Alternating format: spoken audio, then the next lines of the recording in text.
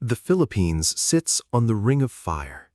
But what if I told you there are places here where earthquakes are so rare, locals don't even think about them? Places where you can retire safely, build your dream home, and sleep peacefully every single night. No place in the Philippines is completely earthquake-proof. Earthquakes can happen almost anywhere. The 2013 Bohol quake destroyed centuries-old churches, and just recently, Mindanao has been rattled by quake after quake after quake. But, and this is the game changer, not every island shakes. Not every province is a danger zone. In fact, there are regions of the Philippines so geologically stable that major earthquakes are virtually unheard of. Regions where expats are building homes, starting businesses, and living their best lives completely off the earthquake radar. Today, I'm revealing the best earthquake-safe places to live in the Philippines for expats and retirees in 2026. Places ranked by seismic safety, cost of living, infrastructure, and quality of life. This isn't just a travel guide, it's a survival guide for your retirement. Let's go. 1. Palawan. Here's why. Unlike the rest of the Philippines, Palawan doesn't sit on the Philippine Mobile Belt. It sits on a completely different piece of crust called the Palawan Microcontinental Block, which collided with the Mobile Belt at the Negros and Cotabato trenches. In plain English, Palawan used to be part of a separate continental shelf near Borneo, not the volcanic, fault-riddled belt that runs through the rest of the country. Wikipedia. Given the presence of major fault zones throughout the archipelago, any part of the Philippines may be affected by earthquakes, apart from parts of Palawan where the seismic hazard risk is comparatively low. In the last 100 years, Palawan has experienced 0 major earthquakes, not one.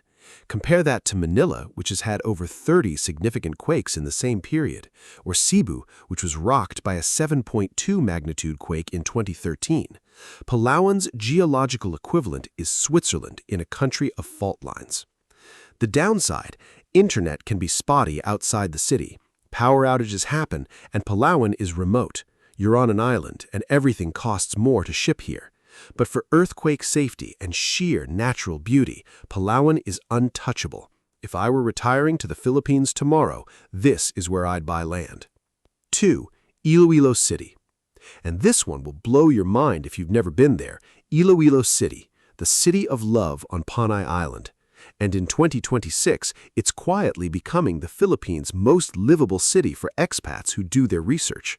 Let's start with the earthquake question, because that's why you're here. Iloilo sits on Panay Island, which is geologically stable compared to the rest of the Philippines. The island is far from the Philippine Fault, far from the Manila Trench, and shielded from the worst seismic activity by its position in the western Visayas. The last major earthquake to significantly affect Iloilo was in 1948, over 75 years ago. Since then, minor tremors, nothing significant. Compare that to Cebu, which had a 7.2 quake in 2013, or Leyte, which was devastated by quakes and typhoons. Iloilo's seismic history is remarkably quiet. For retirees, Iloilo is a revelation. The Western Visayas Medical Center is a top-tier government hospital. There are private hospitals, specialist clinics, and pharmacies on every corner. The city is clean, consistently ranked among the cleanest in the Philippines. And the people? The Ilonggongos are famous for their soft-spoken, gentle nature. It's called the City of Love for a reason. The downside, it's not a beach city. The coast is more industrial than tropical. For beaches, you'll need to drive to nearby towns or take a boat to Guimaras.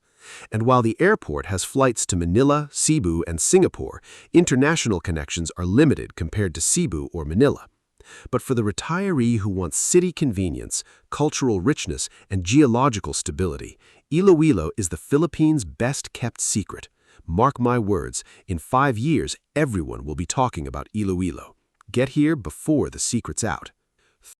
Siargao is part of the Mindanao Island group, but it's located on the northeastern edge, far from the active Cotabato and Philippine fault systems that plague mainland Mindanao. The island sits on relatively stable continental crust, shielded from the worst seismic activity by its position and geological structure. In the last 50 years, Ciargo has experienced only minor tremors, nothing above magnitude 4.0. Compare that to Davao, just a few hundred kilometers south, which has been rocked by multiple 6.0 plus quakes. Ciargo's geological isolation is its secret weapon. For retirees, the pace is perfect. Mornings are for coffee and beach walks. Afternoons are for island hopping or napping in a hammock.